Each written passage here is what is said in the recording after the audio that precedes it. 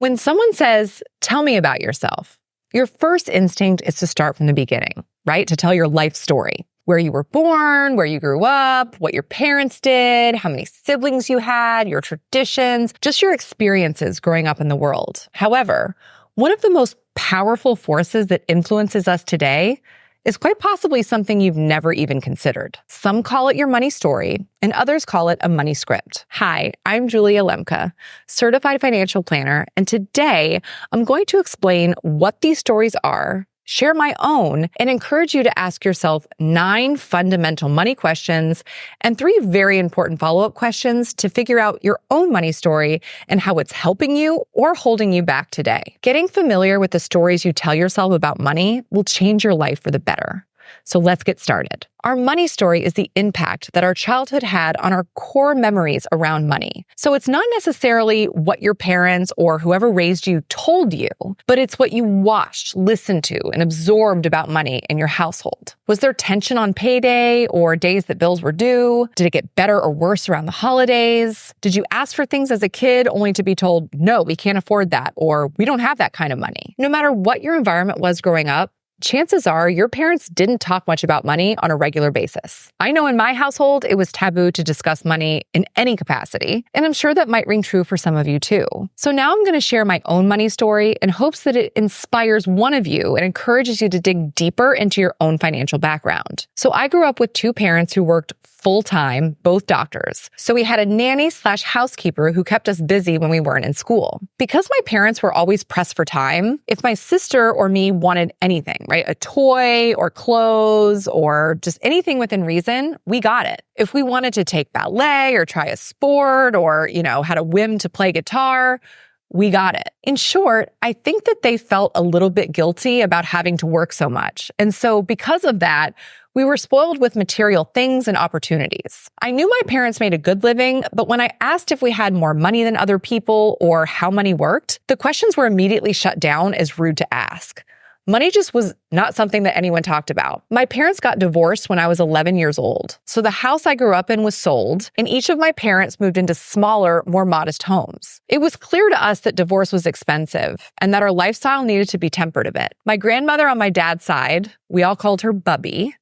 Her love language, or the way she expressed her love, was through gifts. If she liked you, she would buy you things and gift them to you sporadically. I stayed with my dad on Wednesday nights and every other weekend, and I think he took on the same expression of love. He would always take my sister and me to the mall and give us a shopping limit, which we very much enjoyed, but I think it was his way of telling us that he loved us and loved spending time with us. And he was never irresponsible with his money, but he did and still does like to spend on himself, his kids, vacations, golf, etc. With him, I never worried about money.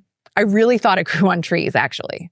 On the other hand, my mom grew up not poor, but not rich either. She saw how frugal her own dad was and adopted the same type of careful and cautious mentality around money. She was always thoughtful in her purchases, still is today, and gave us much lower spending limits than my dad. When I first got out of college and got my first job, she immediately told me that I needed to save 15% of my income because that's what she did, and it really paid off. I then started to realize that she was always in charge of the household finances, and for good reason. It was an interesting dichotomy, a father who loves to spend money versus a mom who doesn't, plus being appeased by, shiny things as a child. I found myself impulse buying as a young adult in my early 20s. Whenever I felt anxious or worried, I would buy something, and it was typically online. It would give me this rush of dopamine to buy something new, even though I felt very guilty and shameful afterwards. I didn't respect the value of $1. It just burned a hole in my pocket. It actually wasn't until I read a book, which I'll put a link to below, that walked me through the same process that I'm talking about of uncovering and understanding my money story. That's when I was able to take charge of my finances at age 25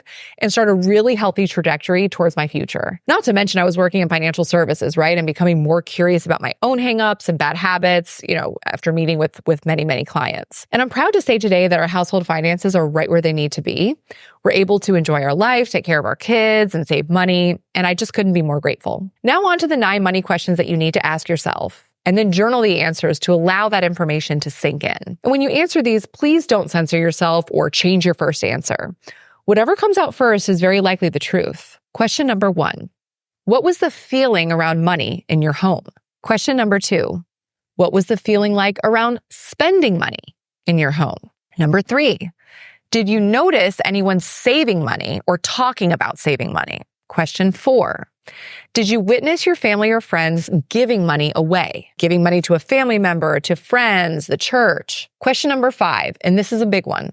What is your earliest memory around money? Number 6, what messages, so not lessons, what messages did your mother pass down to you about money? So I always laugh at that because, I'm a parent of 2 young boys, and I always think, or I used to think rather, that, whatever I say will stick, right? If I say to do something this way, that's what they're going to do. No, they watch you. They watch me and my husband, Eric, act, and that's where their behavior comes from. It's not what I tell them, it's what I do. So it's the same thing when it comes to your money story. It's not what your parents told you about money. It's what they did around money. So that brings me to question 7, and that is, what messages did your father pass down to you about money? Number 8, do you remember hearing your parents talk or fight about money? And finally, number 9, growing up, did you have more or less or the same amount as your peers? Once you've answered these questions, and that will take some time, there are 3 crucial follow-up questions to ask yourself. 1, how is this affecting me in my life today? So if you grew up with less money and your parents were, financially stressed, maybe you still feel that tension, whether you need to feel it or not. Maybe making financial decisions is difficult because you've never learned or watched anyone make a good one. Maybe you prefer to shove money matters under the rug because you weren't allowed to talk about it as a child or even as an adult. You have to think, how is this helping me? If you had a good experience with money as a child, maybe your parent was proactive in teaching you about money. Maybe you earned an allowance and used that money to purchase things that you wanted. Or maybe you even delayed a decision due to your indecisiveness and it turned out to be the best decision. So whatever that experience is, write it down. Last question, how is this hurting me? What events or messages that you received as a child about money still haunt you today? For me, it was buying stuff to make me feel better and less anxious because that was how I was shown love as a child. Think about this question for you. Once you can fully understand your story and how it affects you every single day, you can start to make real positive change in your life. If you've already lived this journey or watched this video and was inspired enough to do the exercise, please share your experience with us below in the comments. We can all learn something from each other. Thank you for watching, and I'll see you next time.